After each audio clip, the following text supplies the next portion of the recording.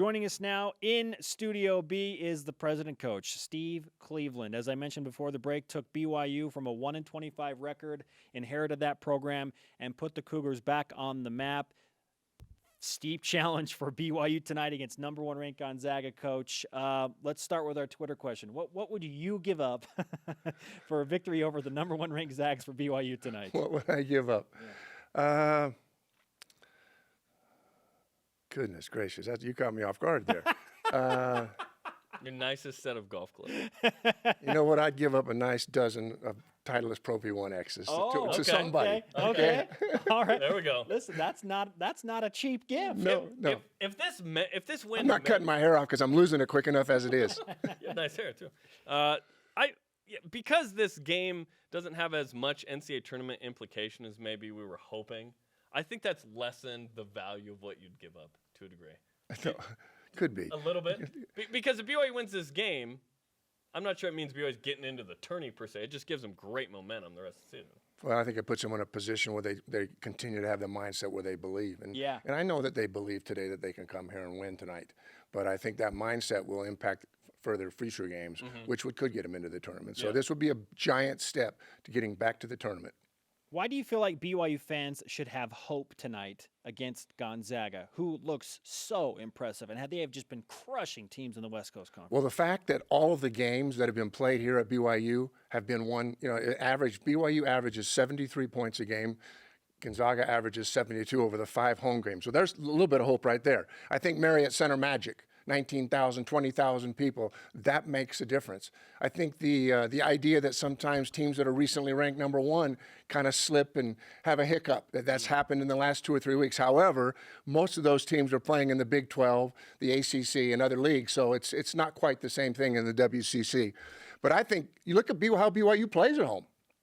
50% shooting, they rebound the ball better, they play with more composure and poise. So I think all of those things give us hope.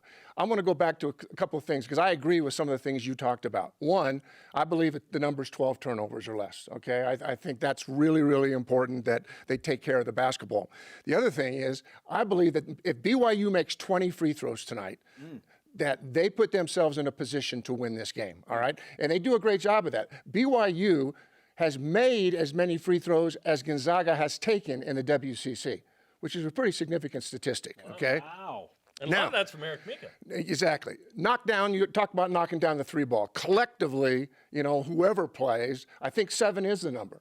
And then they got to pound the glass. But the interesting thing is if they get 40 rebounds like they average, if they get 7 rebounds, 7 threes, which they average at home, and they do these things that they just consistently are already doing, they put themselves in a position to beat Gonzaga. They'll be there. Eric Mika, to me, is the key to everything that BYU does. If he gets in foul trouble, that's going to be extremely difficult for BYU to have a chance tonight. Who else are you looking at and going, okay, if this player has a good – and Nick Emery, certainly plays a huge factor into the game as well. Well, you have to look at TJ and Nick and say to yourself, they need to play with poise. I'll tell you something that we haven't talked a lot about, but in a game like this – if you run the shot clock down and you're real too patient, you're going to have a contested 6'4", 6'5", or 6'11" hand up. It's going to be harder to score at the end of the shot clock unless it's right inside D'Amica going to the rim. They need to be selective, but I think in this game, the pace will be important. It's been important in all of their wins. They need to knock down uncontested threes in transition. I'm not suggesting we come down and start jacking up threes. I'm suggesting that let them know that we have confidence. If you have that shot, feet squared, nail it. Because there's less defense to deal with. This is the best defensive team in this conference by a long ways, okay? And they're long. The difference between Gonzaga today and all the other years that BYU has played them is the guards aren't 6'1" and 6'2". They're big. They're 6'3", they're 6'4", they're 6'5", they're long, they're athletic, and they contest shots. And then they've got shot blockers. Williams inside, the 3 transfers, have had an immediate impact on this team. So it's a different team defensively. Gonzaga doesn't have to score a ton of points to win here, but BYU needs to get to that point where they're in those 70s, which we talked about earlier.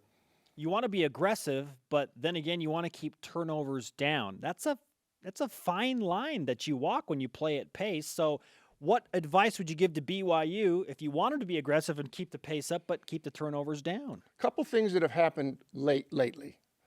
Don't throw the ball to a big in transition in a situation in the backcourt. Okay, there's been 3 or 4 times where just it's kind of a little bit of a panic. Give it to the big and let's go. That would be number one. Number two is that as you get into the half-court sets, sometimes the guards especially will get up in the air and try to make decisions up in the air. You can't do that. This team's too long and too athletic. Just be sound. Ball fake. Pass it into Mika. Move. Cut. Coach Rose talked about this. We need pace with spacing. And that's in transition as well as in the half court. They can't stand. What happens is when they start standing, they're easier to guard.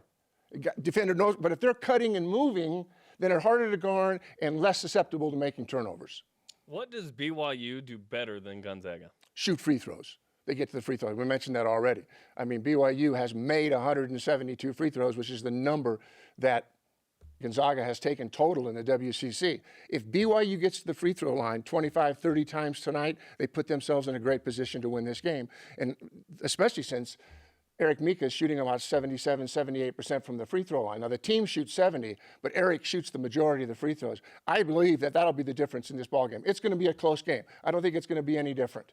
And that's where I see free throws making the biggest difference. The stylish and always well thought out President Coach Steve Cleveland with us in Studio B, breaking down BYU and Gonzaga tonight. Jerem mentioned briefly Nick Emery's sickness. What's a reasonable expectation for a guy that has flu-like symptoms going into a big game like this?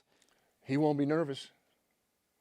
I've been sick before, and it calms you. Now, I mean, if he's throwing up and he's having all sorts of weakness with his body, that's a different thing. But when you just don't feel well, sometimes it just settles you and it relaxes you, all right? And I don't know the significance of his illness, but I have been sick before, and I have played, and I've seen players play, and oftentimes they just kind of zone everything out, they play within themselves, and then they go. And they usually play well. But what ends up happening at the end is they crash and burn after the game. But, you don't mind crashing and burning after a game if you've played well. But I think he'll be more relaxed. If he has the energy and stamina to play, I think he'll be more relaxed. If he doesn't play at all, then that puts a burden on Elijah Bryant to step up, and now you're losing depth.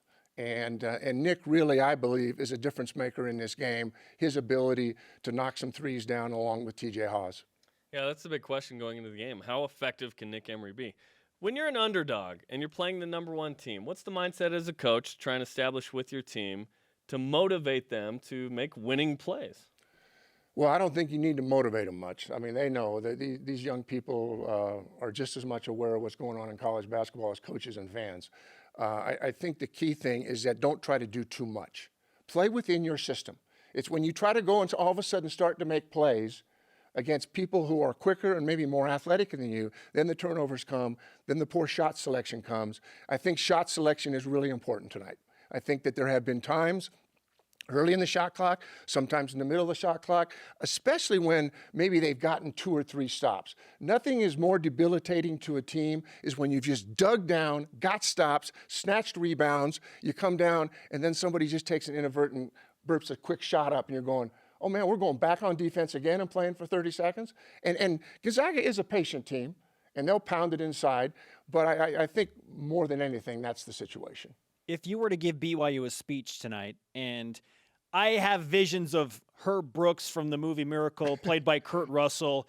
Look, they might beat us 9 times if we played 10, but not tonight. Not tonight. This is your opportunity to go and take it. What kind of speech would you be giving to BYU basketball tonight? Well, you know what? I've been doing this a long time, and both Dave and I have had experiences like this. He's had lots of experiences like this. And I can remember as a first-year coach at BYU when we went to New Mexico and played the 15th ranked team on the road in front of 19,000. And our thought to him was, you have to believe here. You have to know and believe in your heart that you can do this. Now, we'll have to go out and execute. We made 11 shots in a row that game. Got up 20 at half. With first TV timeout in the second half, we're up 2. But somehow, some way, they believed. And Coach Rose has been great. You think about all the big wins he's had and all the success he's had. It's to get him to relax. The energy is going to be there. They're going to be bouncing off the walls. He'll get them to relax, stay focused on their purpose and how we're going to play. They can't control what Gonzaga does. All right, they got to contest shots, and you do that, and you play it out. And as you mentioned earlier, play it out and see what happens at the end.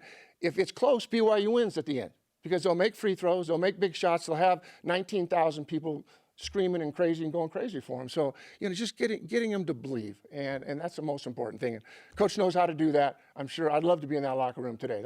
Those are great experiences. They should sell for like $1,000 seats to the locker room tonight before the game. Make the Cougar Club some money. Coach, fantastic stuff. We're obviously all looking forward to what's going to be an electric atmosphere. Yeah, I'm looking forward to being there tonight as well. All right, we'll talk to you again soon. Thanks. See you.